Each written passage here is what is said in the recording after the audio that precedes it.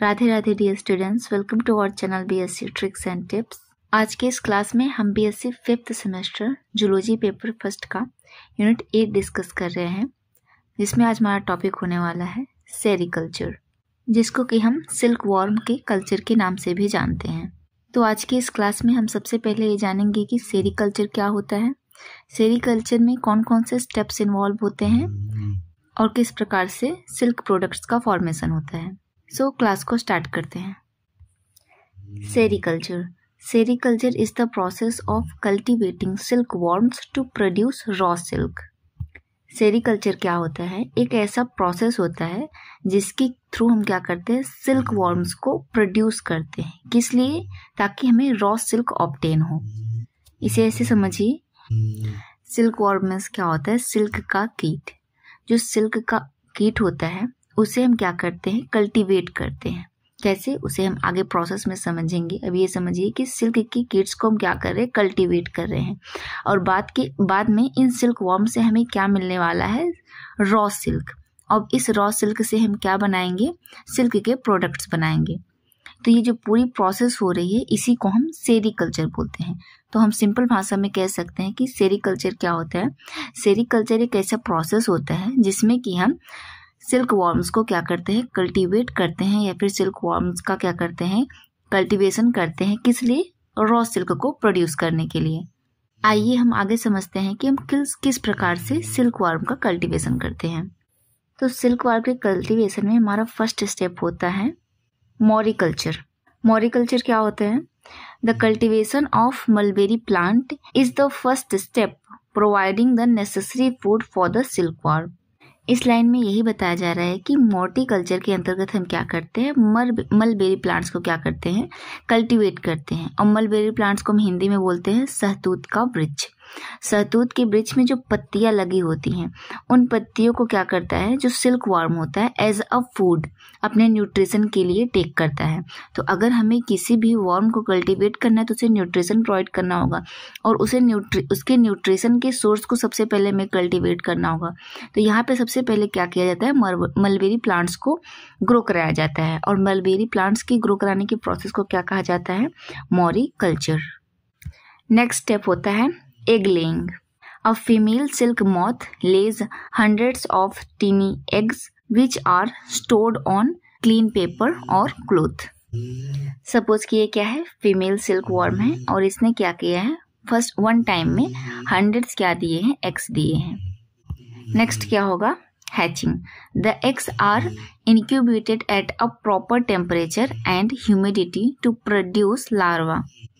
Next step में क्या होगा, इन सभी एग्स को हम क्या करेंगे, एक प्रॉपर टेम्परेचर और ह्यूमिडिटी में रखेंगे, ताकि क्या होंगे, ये एग्स ग्रो कर जाएंगे, किसमें, लार्वा में कन्वर्ट कर जाएंगे। ये मीन्स इन एग्स में क्या हो जाएगा, थोड़ा सा डेवलपमेंट हो जाएगा और ये एग्स में कन्वर्ट हो जाएंगे लार्वा में। एंड फोर्थ स्टेप होगा हमारा सिल्क वॉर्म रेयरिंग। रेयरिंग का मतलब होता है पालन करना। The larva or caterpillar feed on fresh leaves for 30 to 40 days, growing significant in size. अब जो लार्वा हमने हैचिंग के थ्रू ऑब्टेन किया था, जिसको कि हम कैटरपिलर भी बोलते हैं, वो क्या करेगा, न्यूट्रिशन लेगा। किससे? मलबेरी लीफ से। अप्रॉक्सीमेट 30 to 40 डेज, ताकि वो लार्वा क्या कर जाए, एक सिग्निफिकेंट साइज में ग्रो कर जाए। फिफ्थ स्टेप होता है हमारा cocoon formation. The silkworm secrete a liquid protein from their salivary gland that harden into a silk filament. They spin this fiber to create a protective cocoon around themselves. देखिए larva के चारों तरफ cocoon का formation कैसे होता है। ये क्या होता है, हमारा लार्वा है, सपोज कि इसको हम कैटरपिलर बोलते हैं। इस लार्वा के अंदर जो सलाइवरी ग्लैंड्स होती हैं, ये सलाइवरी ग्लैंड क्या करती हैं, एक प्रोटीन को रिलीज करती हैं, और वही प्रोटीन क्या करेगा, बाहर जाके हार्डन हो जाएगा और किसका फॉर्मेशन करेगा, सिल्क के थ्रेड्स का फॉर्मेशन करेगा, या फिर जिन्हें हम सिल्क के फिलामेंट्स बोलते हैं। और यही सिल्क के फिलामेंट्स ऐसे चारों तरफ से इसको क्या कर लेंगे, स्पिन कर लेंगे।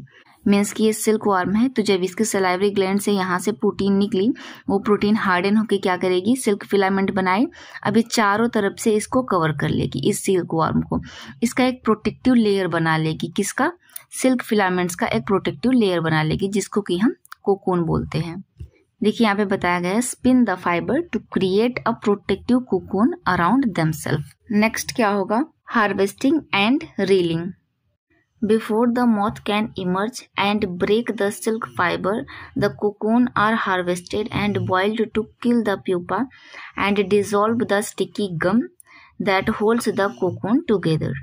देखिए यहाँ पे बताया जा रहा है कि फर्स्टली यहाँ पे समझिए कि जो सिल्क वॉर्म होता है, फर्स्टली वो क्या होता है, एक स्टेज में होता है, एक से फिर बनता है लार्वा जिसको कि हम कैटरपिलर भी बोलते हैं, फिर लार्वा से बनता है प्यूपा और प्यूपा से वो क्या होता है, एक एडल्ट मॉथ में कन्वर्ट हो जाता है। बट सेरीकल्चर में क्या होता है, प्यूपा को मॉथ्स में कन्वर्ट होने से पहले क्या कर लिया जाता है, हार्वेस्ट कर लिया जाता है। ऐसा क्यों?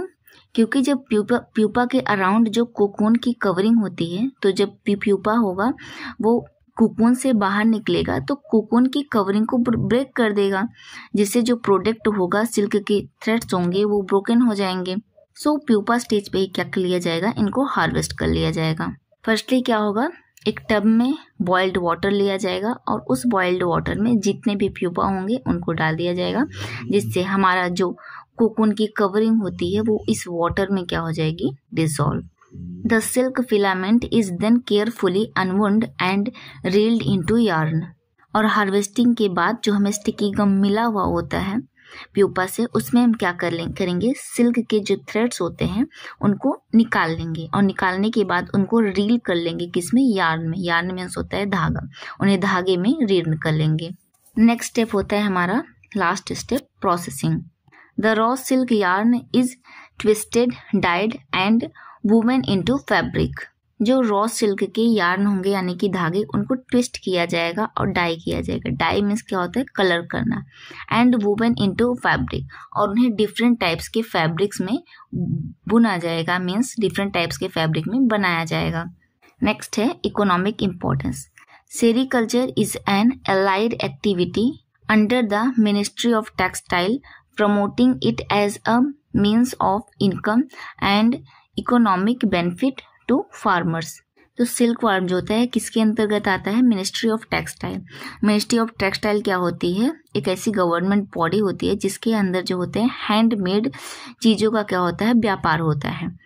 तो जो सेरीकल्चर की प्रोसेस होती है उसमें हमें क्या मिलता है, नेचुरल सिल्क मिलता है, और उस नेचुरल सिल्क से हम क्या करते हैं, डिफरेंट टाइप्स के क्लोथ का फॉर्मेशन करते हैं। जैसे कि स्पेशली जो होती है सिल्क की बनी हुई साड़ियाँ जो होती है वो बहुत ही फेमस होती हैं, not only national, international level पे भी क्या होते हैं, उनकी काफ़ी डिमांड होती है।